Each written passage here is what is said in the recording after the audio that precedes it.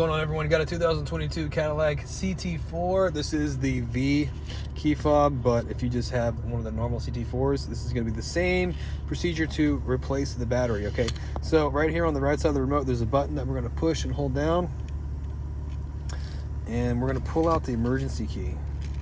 All right, at the bottom like that. It's going to unlock it.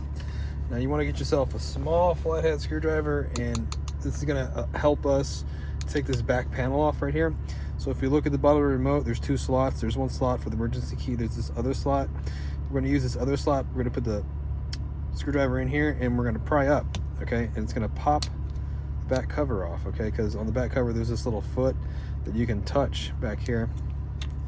Take the back cover off.